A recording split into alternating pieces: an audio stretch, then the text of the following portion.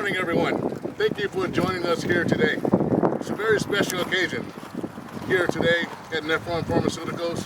Today, Nephron Pharmaceuticals is donating a Dodge Promaster 3500. It is a critical vehicle in the effort to test, collect, and deliver life-saving blood across the state of South Carolina.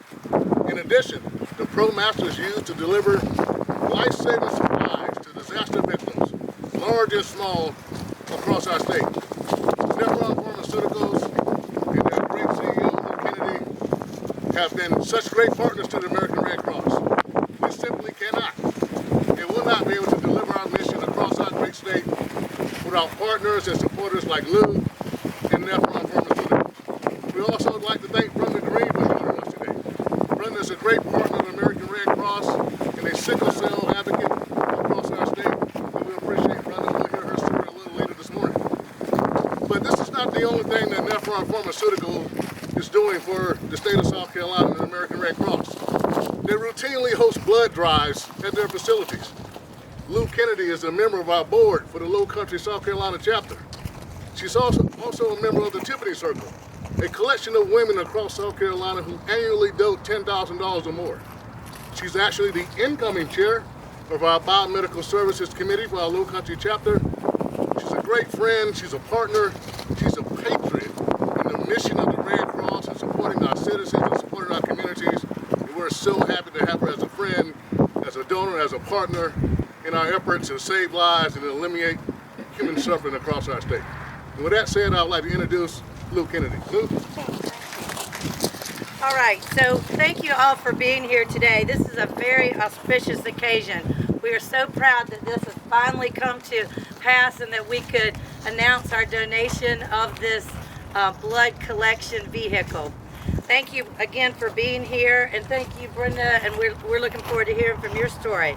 I'd like to give you a few talking points, things that I think are just very relevant. Every 2 seconds, someone in the U.S. needs blood, every 2 seconds. And the American Red Cross delivers more than any other blood bank. We have to collect an average of 80,000 units of blood in South Carolina each year. The need for life-saving blood transfusions never takes a break. It's critical to have blood ready to go when every second counts.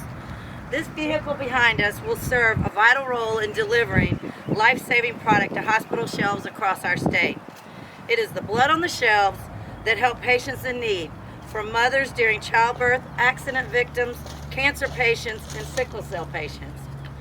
I want to bring that up particularly because June 19th is World Sickle Cell Day. We want to highlight the need for cure, for treatment, for all of the patients that are affected by this disease. The Red Cross is working to close the sickle gap and make sure we have enough diverse blood donors to meet the diverse needs of our communities. Brenda Green is the mother of Braden. Braden is a young boy that deals with sickle cell and requires frequent blood transfusions. Brenda also started her own nonprofit called the Be Strong Group that works to spread awareness of sickle cell disease through education, advocacy, and empowerment. I'm honored to be a part of this board and a part of this committed effort to collect blood to help patients across the state.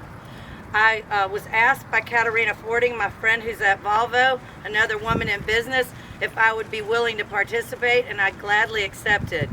I am thrilled to be a part of this. I'm glad that we could help in this small way to work with the needs of patients.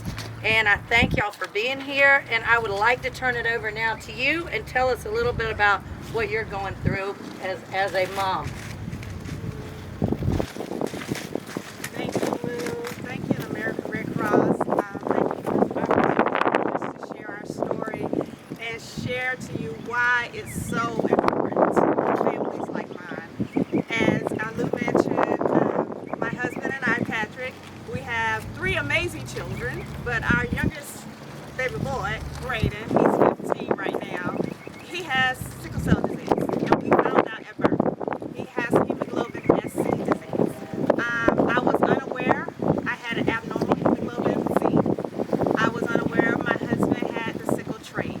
So when Braden was diagnosed at birth due to the newborn screening, we were shocked, you know. And I think for every parent that's out there or listening, when you have a baby, you just want that baby to be okay, you know, want them to be healthy.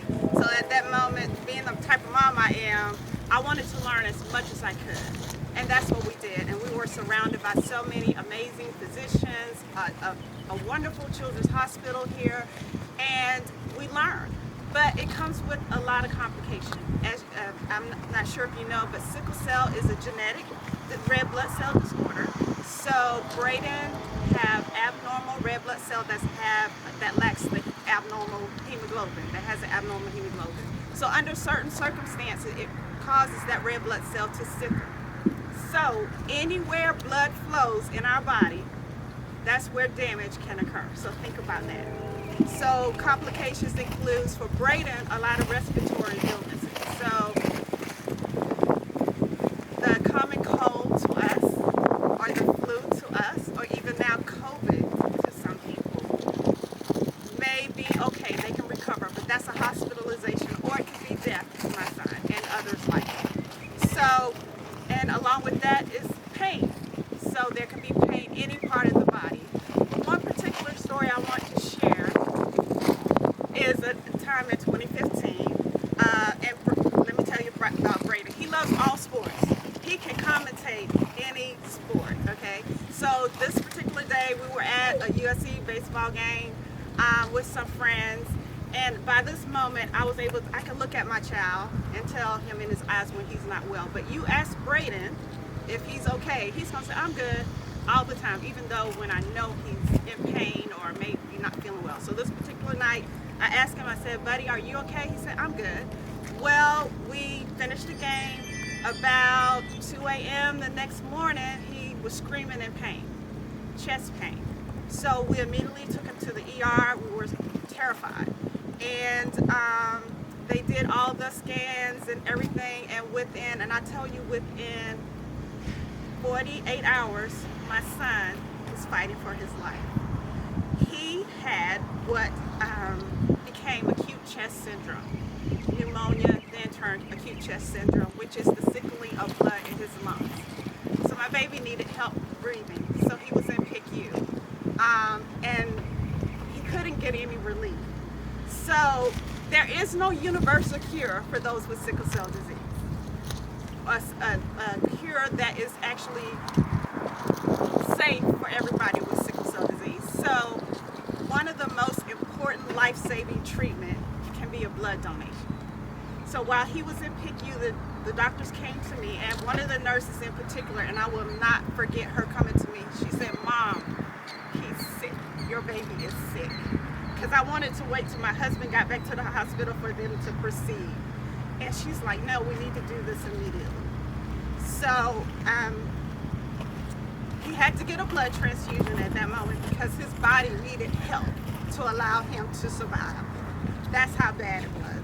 So he was on a breathing machine, and then he had to get a blood transfusion. And I tell you guys, I can still remember that moment and that feeling today as I talk to you.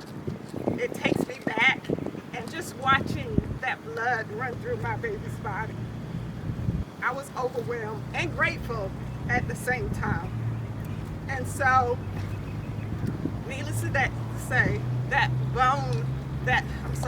blood transfusion gave my son the relief he needed, the time his body needed in order to recover from that illness.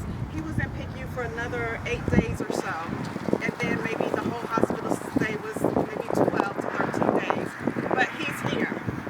And because of that life-saving transfusion, because someone took the time out of their day to donate blood, I hugged my baby this morning. And that's a similar story with so many people in our state and in our country, but particularly in our state, who suffer from sickle cell disease. And this disease is debilitating. It causes a lot of problems, and it puts us in a period where we depend, our kids and our adults depend on blood donors to just give them the opportunity to either get through a pain crisis or to save their lives, like for my son.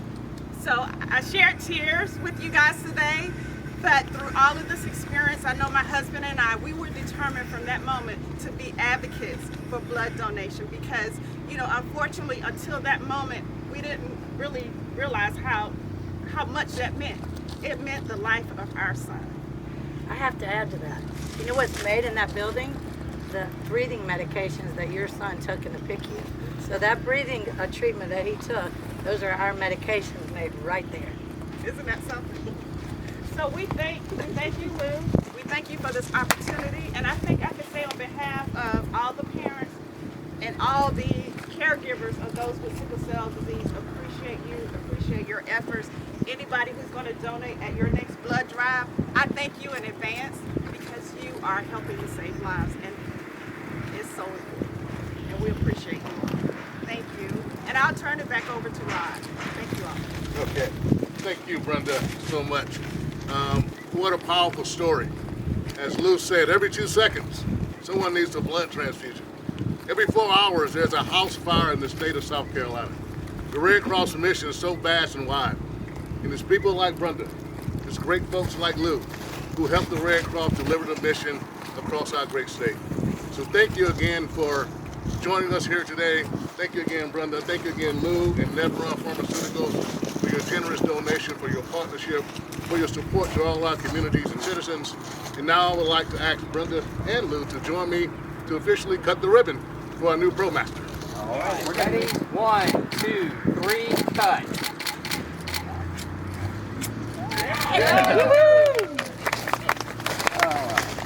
Sharpen those bad boys.